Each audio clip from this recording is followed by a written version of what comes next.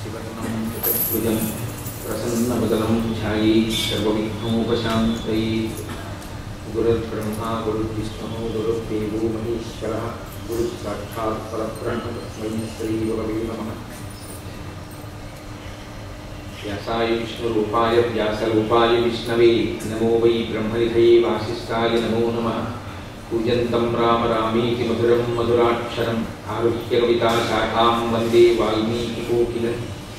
श्रुतिस्मृतिपुराणानाम् आलयं करुणालयं नमामि भगवत्पादशङ्करं लोकशङ्करं। वागर्धाविवसंपृक्तौ वागर्धप्रतिपत्तये जगतः पितरौ वन्दे पार्वतीपरमेश्वरम्।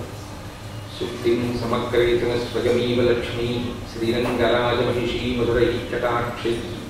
वैदग्ध्यवर्णकुलकुम्भनगौरवैर्यां कण्डूलकर्णकुहराः कवयोधयन्ति।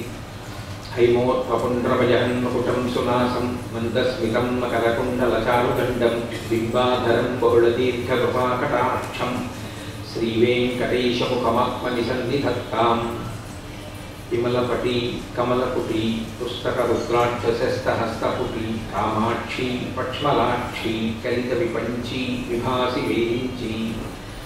मनोभुजवं मरुततुल्यवेगं जितेन्द्रियं बुद्धिमतां वरिष्ठं वातात्मजं वररजूहमुख्यं श्रीरामदूतं शिरसा नमामि।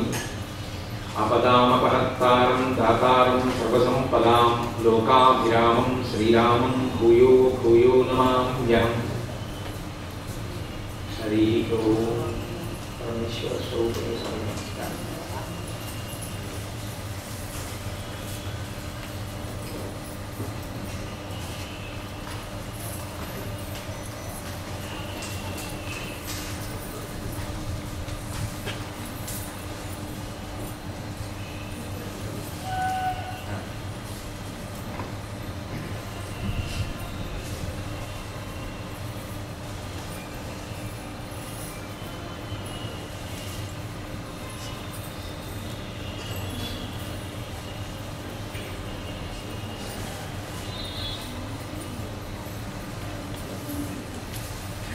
వైశాఖ శుక్ల పంచమి శంకర భగవత్పాదుల యొక్క జయంతి.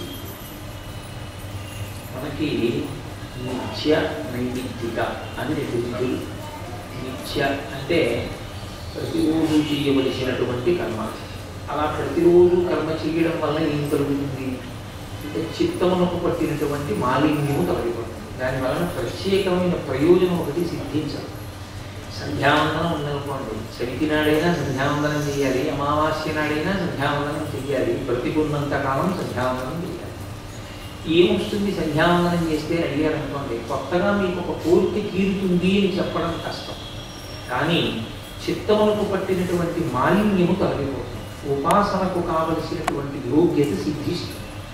కాబట్టి సంధ్యావందనం ప్రతిరోజు చేయవలసింది, కానీ నిత్యకర్మ అంటారు.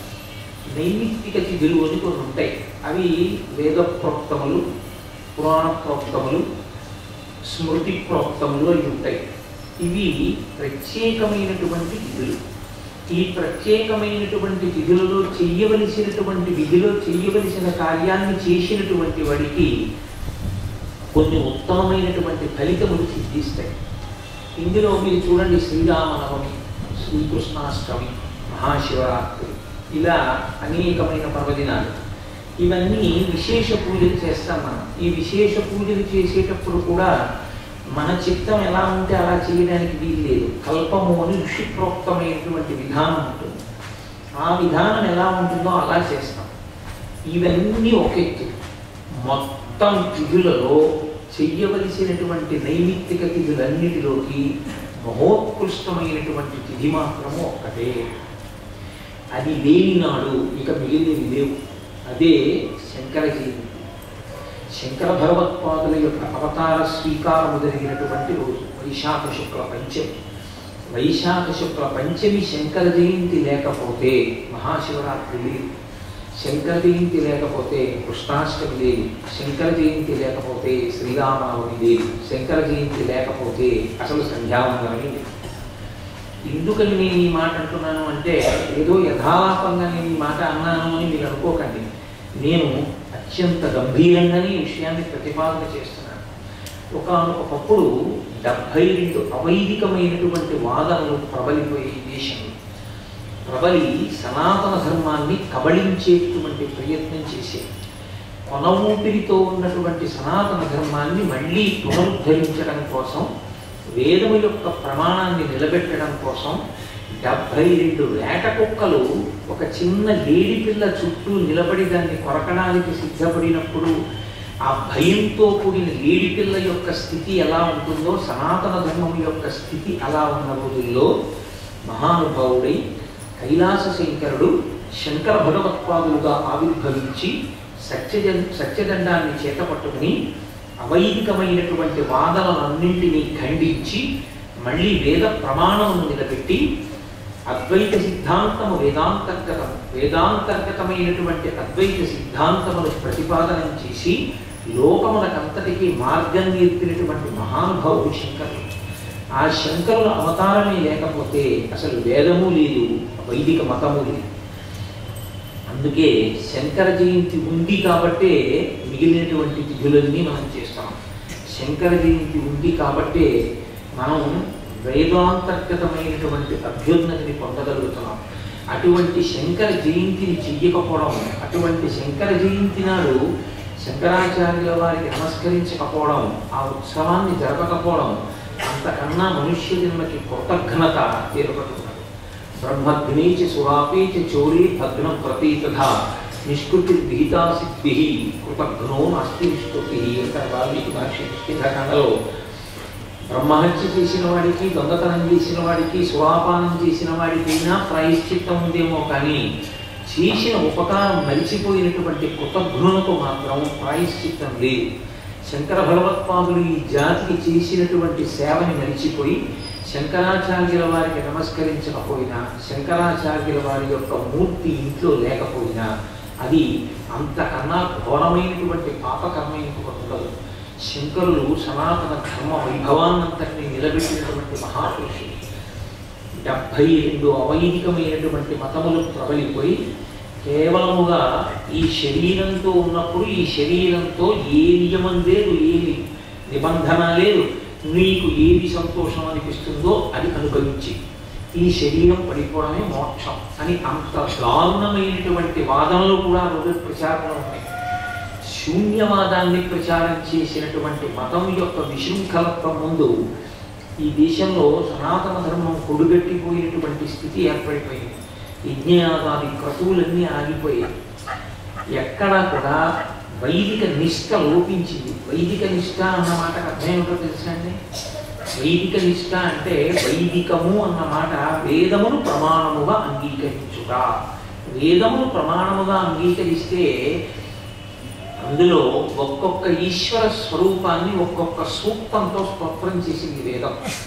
వేదము ఈశ్వర స్వరూపాన్ని వేటిని స్తోత్రం చేసిందో ఆ స్వరూపముల అన్నిటి యందు సమభావన కలిగి ఉంటాయి. అంతేకాని వేదంలో చెప్పినటువంటి కొన్ని స్వరూపముల మీద అభిమానం ఉండి, కొన్ని స్వరూపముల యందు ద్వేషభావం ఉండి, కొన్ని స్వరూపాన్ని అభిమానించడం, కొన్ని స్వరూపాన్ని ద్వేషించడం కూడా వైదికము అని అనడం సాహసం. వైదికము అన్న మాటకు అర్థం వేదము ఎలా చెప్పిందో అలా వేదము చేత చెప్పబడినటువంటి విషయాన్ని యథాతథముగా అంగీకరించుట, వేదమును ప్రమాణముగా స్వీకరించుట. వేదం చెప్పినటువంటి విధానంలో బ్రతికి అలా నేను మోక్షాన్ని పొందడానికి అవకాశం ఉంటుందన్న విశ్వాసంతో ఎవడు జీవిస్తాడో వాడు వేదమును ప్రమాణముగా స్వీకరించిన వాడు అని పిలుస్తాం. మనకి లోకంలో సనాతన ధర్మమునందు ప్రవృత్తి మార్గము, నివృత్తి మార్గము అని 2 మార్గాలు. ప్రవృత్తి అంటే బయటికి వెళ్ళుట అని మీరు తేలిక జ్ఞాపకం పెట్టుకోవచ్చు. నివృత్తి అంటే లోపలికి వచ్చుట. బయటికి వెళ్ళినప్పుడు ప్రవృత్తి యందు ధర్మమునకు కట్టుబడి ప్రవర్తించడం ప్రవృత్తి ధర్మం. అసలు ఈ ప్రవర్తించడం అనేటటువంటిది మనస్సు అనేది ఆలోచనలు అన్నవి ఎక్కడి నుంచి కదిలి బయటికి వస్తున్నాయో అది నీ యథార్థమైన స్వరూపం కాబట్టి వెనక్కి తిరిగి అక్కడికి వెళ్ళి ఏ కదలిక లేకుండా ఉండిపోయి మోక్షమును పొందడం నివృత్తి మార్గం. ఈ ప్రవృత్తి మార్గాన్ని నివృత్తి మార్గాన్ని కూడా మనకి గురువులు సూచన చేశారు. గీతాచార్యుడు భగవద్గీతలో ఒక మాట అంటాడు, పరిత్రాణాయ సాధూనాం వినాశాయ చ దుష్కృతాం ధర్మ సంస్థాపనార్థాయ సంభవామి యుగే యుగే. అసలు యథార్థమునకు మన మతానికి పేరు లేదు, దాని పేరు సనాతన ధర్మము అని పిలుస్తాం. ధర్మమే ప్రాతిపద్యం. ధర్మము అన్నదాన్ని పట్టుకునే ధరించవలసి ఉంటుంది. అందుకే ఈ ధర్మాన్ని ఇంత గొప్పగా చెప్పినటువంటి సనాతన ధర్మంలో దీనికి ప్రారంభం ఇప్పుడు అని మీరు అడిగితే ఆ ప్రశ్నకు జవాబు ఉండదు. వేదము ప్రమాణముగా స్వీకరిస్తే వేదం ఇప్పుడు పుట్టింది అని అడిగారు అనుకోండి, వేదము ఫలానా అప్పుడు పుట్టింది ఫలానా వాళ్ళు చెప్పారు అని ఉండదు. వేదము ఎప్పుడు పుట్టిందో ఎవరు చెప్పారో ఎవరికి తెలియదు. వేదము అపౌరుషేయము, భగవంతుని యొక్క ఊపిరి. భగవంతుని యొక్క ఊపిరి ఎప్పుడు పుట్టింది అంటే భగవంతుడు పుట్టినప్పుడు పుట్టింది. భగవంతుడు ఎప్పుడు పుట్టాడు అంటే అనాది. అసలు ఆయనే అన్నిటికన్నా ముందున్నవాడు. ఆయన కన్నా ముందు ఇంకోటి ఉందా అంటే నత్ర సూర్యోభాతి చంద్రతారకం నేమా విద్యుతోభాతి కుతోయమగ్ని త్వమేవ భాంతం విభాతి సర్వం తస్య భాషా సర్వమిదం విభాతి. లోకంబులు లోకేశులు లోకస్తులు తెగిన తుది అలోకంబు పించీకటి కామలయం వండే కాకృతి వెలుగు అతన్ని సేవించున్నట్టారు పోతనగా. అన్నీ వెళ్ళిపోయినా తాను మాత్రం వెళ్లకుండా ఏ ఒక్క పరంజ్యోతి సమస్త కాలముల యందు ప్రకాశిస్తుంటుందో అది పరమాత్మ స్వరూపం. అటువంటి పరమాత్మ స్వరూపమైనటువంటి భగవానుడు గీతాచార్యులుగా మొట్టమొదటి జగద్గురువు. అందుకే ఆయన్ని కృష్ణం వందే జగద్గురు అని పిలుస్తాం.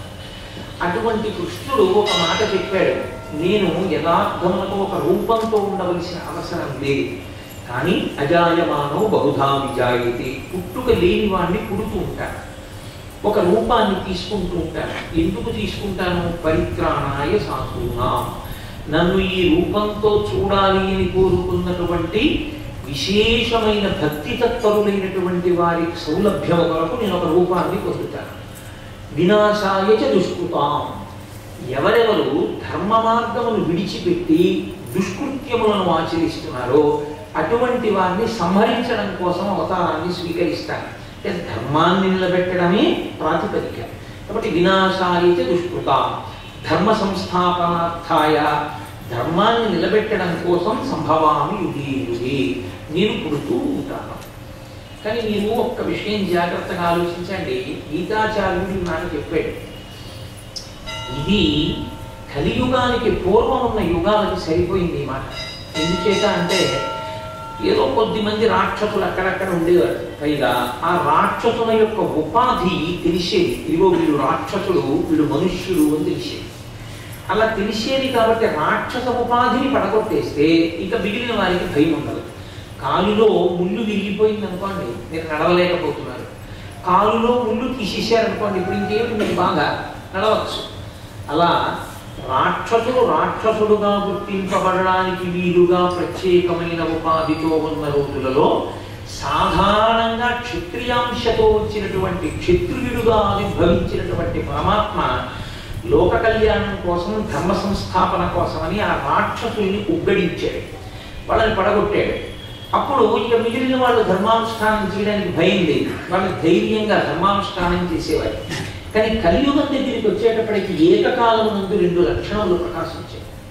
ఒకటి, కలియుగంలో కలిపురుషుడు ధర్మమునకు వైక్లభ్యమును కల్పించేటటువంటి స్థితిని కల్పిస్తాడు.